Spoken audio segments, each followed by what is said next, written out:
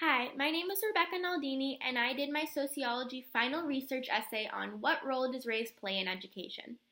While American society does value itself on equality in all aspects of day-to-day life, there is still prevalent racial inequality in our nation's education system, from preschool to university. Minorities in our society, mainly African Americans and Hispanics, are at a disadvantage in their education from the moment they are born. Whites already have a leg up in their education due frankly to the biases that society subconsciously stores in the back of their minds. By examining how one's race directly affects their educational success, it is apparent that our schooling systems are still more fitted for whites, especially males, as we do still encounter gender inequality in these systems. The success of an individual is rooted partly in the cultural norms and background in which a student comes from, but additionally in the public schooling system in which they are part of. By noting how minorities struggle more in their educational journey and the importance of education for a successful future in the United States, we can see that even in this day and age, an individual's race has a huge impact on how the educational years and even their future will play out.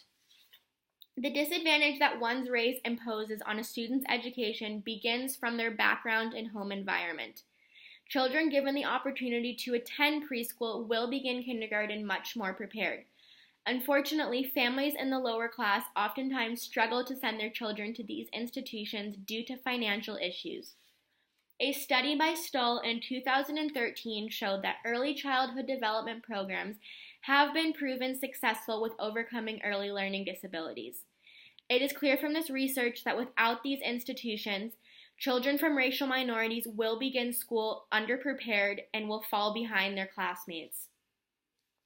Parental support is a leading reason for academic success.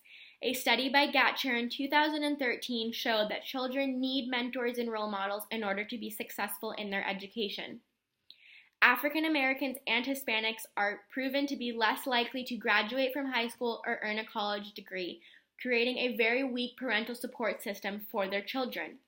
Additionally, due to the lower socioeconomic status, parents are not present as often to guide their children in their schooling due to the fact that they are working multiple jobs and long hours. Unfortunately, where a child comes from does affect the quality of the public school they must attend.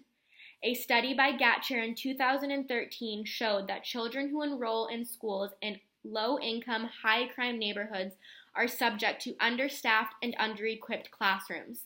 As clear from this research, a lack of highly equipped classrooms and qualified teachers leads to underdeveloped students who simply cannot compete with their peers from the middle and upper class neighborhoods. In addition, placement tests such as the SAT and ACT farther show that one's race directly affects their education. A study by Soares in 2012 showed that test scores correlate more with family income than the high school grades that a student earns, and that additionally, African Americans and Hispanics score significantly lower on these placement tests.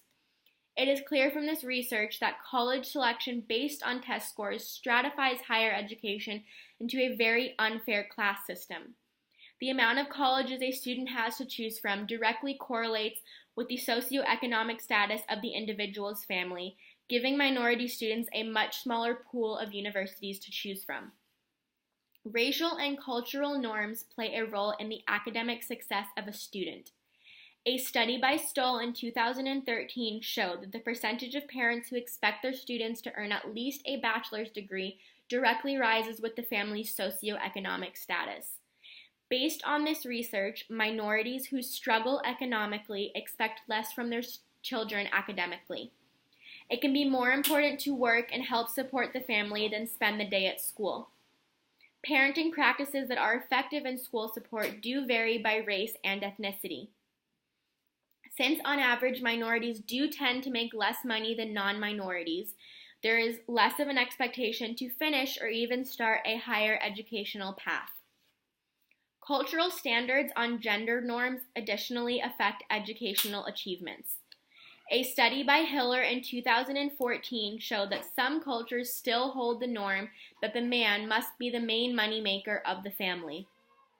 It is clear from research that this norm causes parents to place a lower value on their daughter's education. This is shown to be more prevalent in the Middle East, where a woman's education is either prohibited or too dangerous. These cultural norms create an ever-increasing gender gap in the education system and make it even more challenging for women to pursue their future endeavors.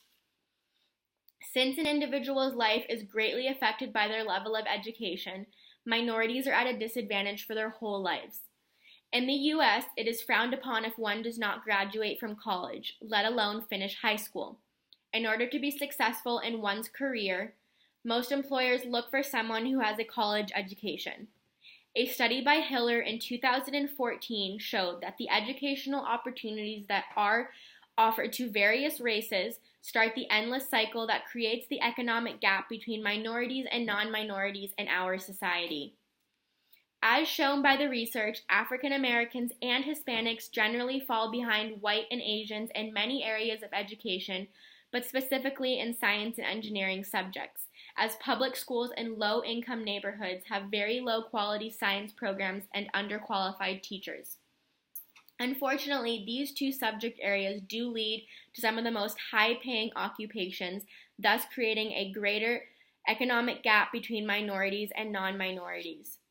A study by Gatchair in 2013 showed that employers use statistical discrimination in which they apply their perceptions on productivity and educational level of an overall race in order to determine whether to hire an individual. Based on this research, even with a bachelor's or graduate degree, African Americans and Hispanics have less of a chance of being hired in comparison to whites, due frankly to the stereotypes that whites hold towards these minorities. Even with the same level of education, minorities will always be looked at differently and unfairly. We would think that in this day and age, society would have completely eliminated discrimination. Sadly, this is not the case, as we continue to see that inequality is very prevalent in our nation's education system. Children who grow up in African American and Hispanic households are handicapped in their education from the beginning. Students' academic success is based on a family's socioeconomic status and skin color more than skills and knowledge. Society needs to change education laws, giving equal educational opportunities to all races.